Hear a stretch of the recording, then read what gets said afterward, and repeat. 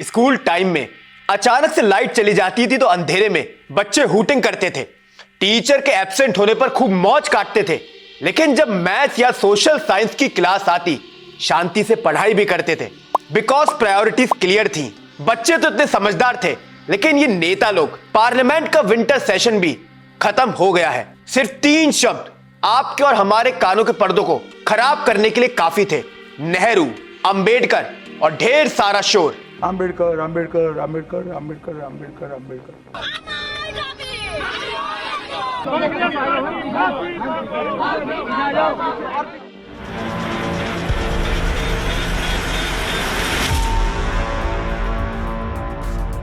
Hello जी, मैं सुधांशु माहेश्वरी और शुद्ध देसी राजनीति के सेकंड सीजन में आपका स्वागत है। संसद का एक और सत्र बवाल की भेंट चढ़ चुका है। Starting from Adani issue to संविधान बहस टू अंबेडकर बवाल और अब एंड में धक्का मुक्की। हमने सब कुछ देखा, लेकिन असल में कुछ भी नहीं देखा। ज्यादा उत्तेजित होने की जरूरत नहीं, मैं समझाता हूं। इस बार की संसद 25 नवंबर को शुरू हुई थी। 29 नवंबर तक सिर्फ 40 मिनट की कार्यवाही हुई, यानी कि 4 दिनों में सिर्फ 40 मिनट। इसी तरह फिर अगर 16 दिसंबर से 20 दिसंबर तक का रिकॉर्ड देखें, बवाल ही ज्यादा रहा और काम ना के बराबर। एक देश एक चुनाव बिल जेपीसी के पास, संविधान पर चर्चा हुई, अमित शाह का अंबेडकर पर विवादित बयान आया और फिर दोबारा हंगामा। इसी हंगामे का क्लाइमेक्स रहा राहुल गांधी का कथित धक्का देना। बीजेपी की 2 सांसद घायल हैं, राहुल पर एफआईआर है और कांग्रेस ने भी अपनी एक थ्योरी बताकर बीजेपी पर केस दर्ज कर दिया है।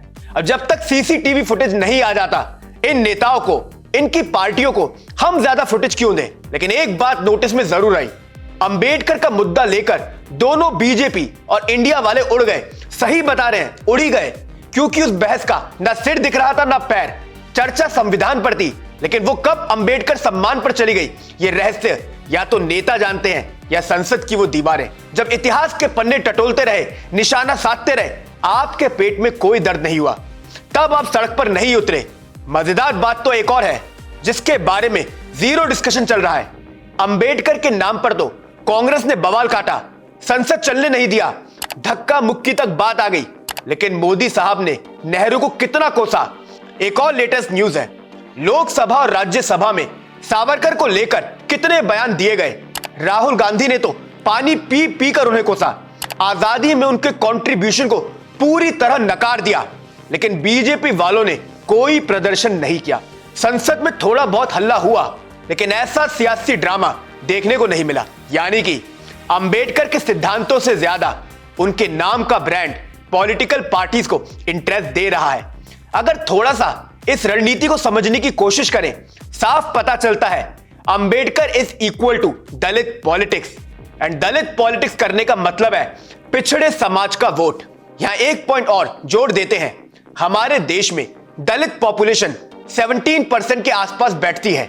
हिंदी पट्टी राज्यों में इस वोट बैंक की और ज्यादा पूजा होती है। जिसके साथ अंबेडकर का ब्रांड जुड़ जाए, उसकी जीत पक्की।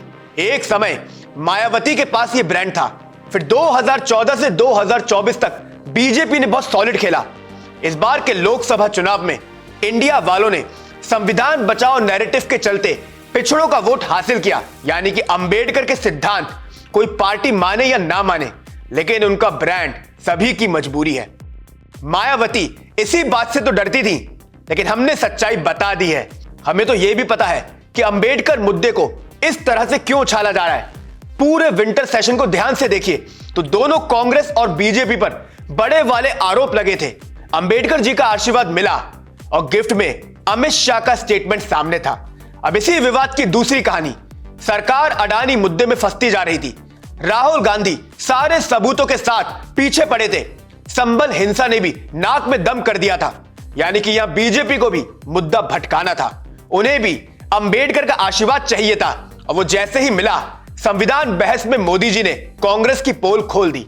लेकिन सच्चाई हमने आपको बता दी है, अंबेडकर की आड़ में जातियों की रोटी बेहतरीन तरीके से सेकी जा रही है। इसमें ना कांग्रेस कम है और ना ही बीजेपी। लेकिन इन रोटियों की वजह से आप और हम ही सबसे ज्यादा जल रहे हैं। ये नेता लोग तो संसद में हल्ला कर चले जाते हैं, लेकिन हमारा नुकसान कितना हो रहा है कभी सोचा है? ये जो संसद की कार्यवाही चलती है, हर मिनट 2.5 लाख खर्च हो रहा है। 1 घंटे का हिसाब लगाएं तो 1.5 करोड़। मजे की बात, ये नेता हमारे ही टैक्स के पैसों से संसद चला रहे हैं। यानी कि जब संसद स्थगित होती है, चूना आपको और हमें ही लग रहा है। दिल पर पत्थर रख इस बात को स्वीकार करें, क्योंकि ये लोकतंत्र है जहां नेता ऐसे ही राजनीति करेंगे और आप और हम उनको वोट देंगे। नमस्कार।